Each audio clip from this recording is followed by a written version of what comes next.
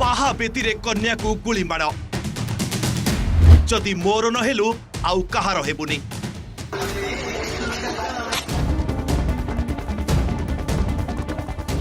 चाली थाए बाहाघर बाहा मंडपरे कन्या को वर्णमाला पिंधाउ थाए बर अतिथि और बरजात्री माने छिड़ा होई थांती हठात फुटिला ठो केही किछि बुझिबा आगरु कन्या को गुली मारिदेला पागल प्रेमिक।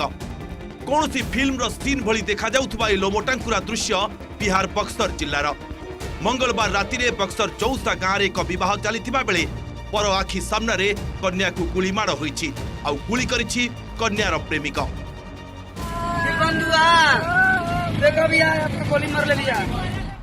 आहत कन्या हेले नामजी मल्लाहांक झियो आरती कुमारी तांको पेटरे गुली बाजिछि।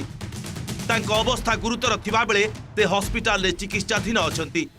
गुली मारिथिबा प्रेमिकर ना दीनबंधु ते पूर्वरु भी अनेक थर आरतींको बाहागर भांगिथिबा गाँ लोके कहिसेंती। दीनबंधु 2 वर्ष धरी आरती को भल पाउथिला हेले आरती ता प्रेम को प्रत्याख्यान करि आसुथिले।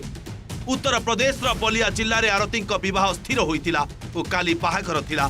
सोशल मीडिया रे भाइराल हेउछि एही गुली माडर वीडियो।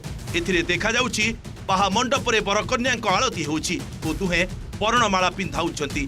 ठीक सेतिकी बेले जणे युवक बंधुक बाहर करी समस्तक सामना रे कन्या ऊपर को गुली करूछंती।